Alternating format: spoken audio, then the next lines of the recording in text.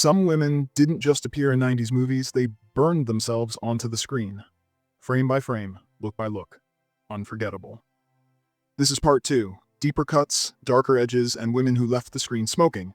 One movie, one name. Each one turned up the heat. Let's get into it. Linda Fiorentino, The Last Seduction. This role was supposed to vanish.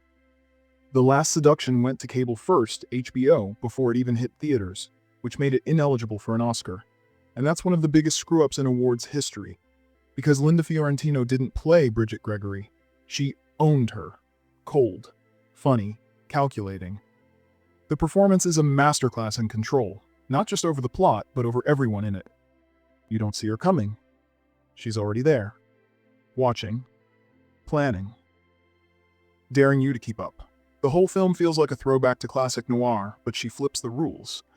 Bridget isn't the woman who ruins a man, she's the woman who never needed one to begin with. She makes you complicit. You know she's dangerous. You know she's lying, and you root for her anyway. Fiorentino's delivery is dry, surgical, almost too smart for the room. She doesn't seduce with sweetness. It should have launched a run of legendary roles. Instead, Hollywood flinched. But Bridget Gregory stuck around. She burned herself into the genre.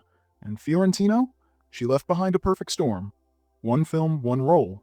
Untouchable. Kim Basinger, Final Analysis, 1992. By the early 90s, Kim Basinger had already done it all. 9.5 weeks. Batman. Then came Final Analysis. The warm-up before LA Confidential would earn her the Oscar. She plays it slow, controlled, dangerous in a way that never announces itself. A woman with too many secrets and too much skill at hiding them. Every move is deliberate. Every silence carries weight. Final Analysis is full of slick noir twists, but Basinger gives it a core. Not by pushing harder, but by pulling back. She lets you lean in, lets the tension build around her, and she never breaks pace. This isn't about fireworks. It's about precision. Timing. Watching a character walk into danger and making you wonder if she's already planned her way out. It's not her flashiest role, but it's a key piece of the arc that led to LA Confidential. Kim didn't demand your attention. She made you wait for it, and then hit you with the truth when it hurt most. Final Analysis again, an honorable mention this time, because Uma Thurman's not the lead here. But you feel her every time she's on screen. She plays the younger sister, fragile, off balance, a woman with too many layers and no clear center. You're never sure if she's about to cry, confess, or completely unravel. She doesn't overplay it, doesn't swing for drama. She tilts the energy just enough to make you nervous. You see the early signs of what would define her career, that mix of elegance and edge, stillness with something sharp hiding underneath. It's a smaller role, but she owns her scenes. And in a film full of deceit and manipulation, she might be the most unpredictable part. Salma Hayek from Dusk Till Dawn, 1996. Sometimes a performance only needs one scene. From Dusk Till Dawn is loud, bloody, chaotic. But the second Salma Hayek steps onto that stage, everything stops. She doesn't speak. She doesn't have to. Wearing a giant python and staring dead into the camera, she turns a vampire strip club horror flick into ritual. The crowd inside the film goes silent. So do we. That dance, slow, hypnotic, strangely terrifying, became the moment that defined her on-screen arrival. She had done roles before, but this was the one. This was the moment she entered pop culture like lightning. No exposition, no setup, just full command of the screen. It's the kind of role that could have been throwaway, but Hayek gives it weight, mystery, control. By the time the chaos returns, you've already forgotten every other character. She burned that moment into the decade. Salma Hayek didn't need dialogue. She had presence, and in From Dusk Till Dawn, she made sure nobody ever forgot it. Halle Berry wasn't the headline in Boomerang, but somehow she walked away with the entire film. Up against Eddie Murphy at peak charisma, with Robin Givens and Grace chewing scenery, Berry plays it cool. No flash, no drama, just this quiet confidence that pulls focus every time she's in the frame. She's not trying to outdo anyone, she's just real. You believe her, you trust her. And when she finally snaps, it stings. This was one of her earliest big roles, and it set the tone for what came after. She wasn't going to be boxed in. She could do romance, drama, action, anything. But Boomerang is where it started. The hair, the clothes, the honesty. She made a lasting impression in a movie full of loud characters by doing the opposite. And from that point on, you started watching her differently, not just as eye candy, not just as love interest.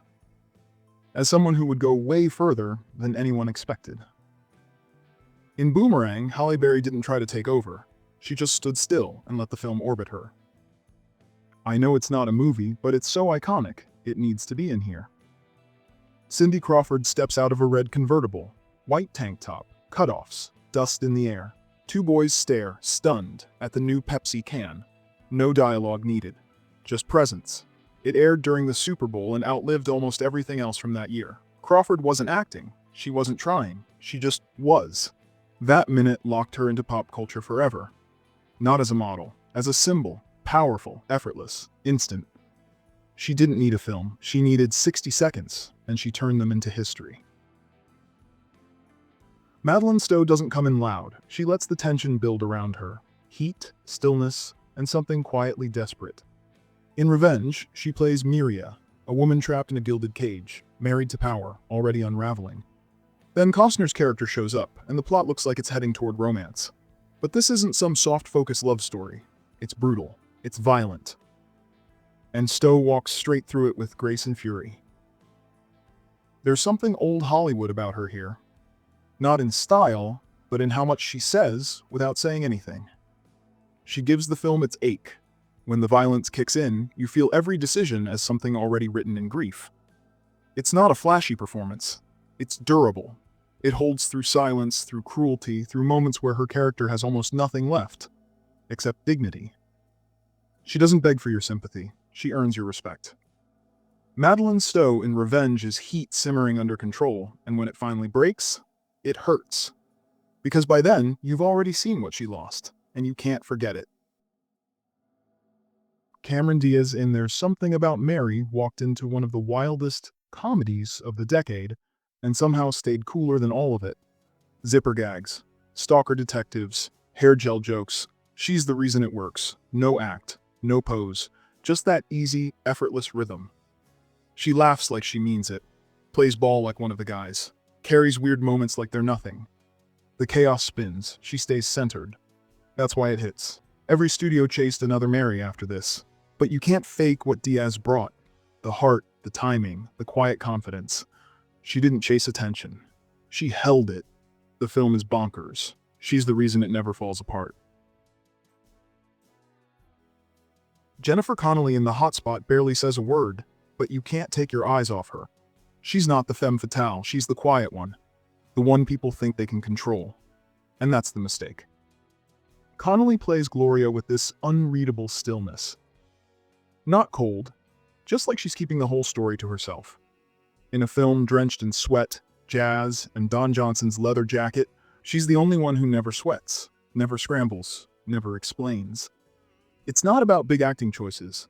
It's in the way she looks down, the way she waits for people to underestimate her.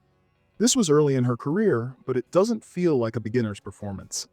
There's weight to her silence, like she's always 5 seconds ahead and not in a rush to prove it. The movie plays like a slow burn, and she's the smoke that never clears. Jennifer Connelly didn't need to dominate the screen. She let you wonder what was behind the eyes and left it there. If you're enjoying this video and you haven't already, consider subscribing to VintageVerse. Films like these? They slip through the cracks. Here we bring them back into the light. Hidden gems, underrated performances, cinema that sticks. So hit subscribe and let's keep digging deep. Elizabeth Berkley wasn't supposed to survive Showgirls. Critics laughed, Hollywood turned its back, and for a while it looked like the end. But rewatch it now, and something shifts. Berkley gives a performance that's too much, too raw, too loud, too unfiltered. And that's exactly why it works. She plays Nomi Malone like an animal backed into a corner. Every smile is a challenge. Every outburst feels like it's been building for years. There's no wink, no apology. She throws herself into the chaos and lets the mess stick. Verhoeven shot the film like a hyper-stylized nightmare, but Berkley brings the heartbeat. She's hungry, she's angry, she wants out. And even when the story goes off the rails, you're still watching her. because it feels like she's holding on by the edge of her teeth. The pool scene, the dance-off, the final strut out of Vegas, every frame says the same thing. You can't erase me. Elizabeth Berkley turned a punchline into a cult legend. And Showgirls? It never let go of her, because she never let go of it. Isabelle Adjani doesn't act in Queen Margot. She haunts it. This is a blood-soaked epic. Religion, betrayal, mass murder. And in the middle of it all, she moves like something untouchable. Margot isn't a pawn. She's not a seductress. She's a survivor, wrapped in lace and ruin. Adjani plays her with that signature stillness, eyes always searching, voice like it's holding back a scream. There's elegance, yes, but there's violence underneath. Always. You don't forget her face in this film, pale, blood-smeared, looking right through the camera like she already knows how it ends. This was a return to the spotlight for Adjani, and she didn't waste it. She fainted on set, fought with the director, gave everything to every frame, and it shows. She doesn't command the film. She becomes its shadow, its hunger, its grief. By the end, you're not watching history, you're watching her. Isabelle Adjani didn't just play a queen. She burned the throne and kept walking. A supermodel. Yes, in a low-budget crime movie, and she nails it. Paulina PORIZKOVA in Thursday is sleek, sarcastic, and dangerous. She bursts into the movie like she's been holding a grudge for 10 years and takes control of the room without blinking. Guns, chains, one-liners delivered like bullets. She's only in a few scenes, but they're the ones you remember. Not a victim, not a love interest. She's the chaos, the threat, the one thing you do not see coming. Thursday is gritty, weird, and full of sharp turns. PORIZKOVA, she's the sharpest. She walked in a model and left a full-blown scene stealer. Forget expectations, she blew past them in under 10 minutes. FRANKA Potente, Run Lola Run 1998. This wasn't just a movie, it was a wake-up call for global cinema. Run Lola Run hit in 1998 like nothing else. German, loud, experimental, directed by Tom Tar, shot like a music video, and at the center of it all, FRANKA Potente, red hair, running through time itself, 3 versions of the same day, bank robberies, guns, every choice a butterfly effect. Potente's performance isn't loud, it's relentless. She keeps moving, and you can't look away. This was her first major film role, and it made her a star overnight. The film became an international phenomenon, festivals, awards, distribution in over 60 countries. For many, Run Lola Run was their first foreign language film, and FRANKA Potente was the face that pulled them in. It's still taught in film schools, still ripped off in montages. She didn't break through Hollywood, she raced through it. And the 90s never caught up. This was the role that shut everyone up. Elizabeth Shue, known for teen comedies and blockbusters, stepped into Leaving Las Vegas and delivered something devastating. A Vegas escort. A woman drowning just slower than the man beside her. No glamour, no escape, just raw, stayed-in-it pain. Leaving Las Vegas was written and directed by Mike Figgis, adapted from a novel by John O'Brien, who tragically died by suicide weeks after the film began shooting. The film was shot in under a month on a shoestring budget. No permits, real locations, real people walking through shots. Every look she gives, tired, warm, nervous, you feel it. She holds the camera like she's trying to survive it. Nicolas Cage won the Oscar, but Shue was right there with him, matching beat for beat. She got her nomination. But the industry never gave her a follow-up this strong. One performance, one shot, she made it count. Absolute stunner and still underrated. Monica Bellucci, one of my all-time favorite beauties, the Italian goddess herself. This was Monica Bellucci's first movie, and she walked in like she owned the frame. Riffa was a small Italian drama, quiet, intimate, controversial, hardly released outside Europe. She played a widow, broke, desperate, raffled off to the highest bidder. But what she brought to the role? Gravity, stillness, danger. And something nobody could quite put into words. No acting background, no training, just pure presence. The camera didn't just follow her, it worshipped her. Every shadow, every smirk. The film stirred up debate in Italy. Is it erotica? Is it tragedy? Is it feminist? What it really was? The birth of a star. She landed her first Hollywood role in Bram Stoker's Dracula just a year later and never slowed down. Before Milena, before Irreversible. Before she took over global cinema, there was La Riffa. And Monica? She owned it, from frame one. If you're into forgotten gems, fearless roles, and 90s energy that still hits, subscribe to VintageVerse. More hidden heat, more dangerous beauty, and more films that deserve a second life. We're just getting started.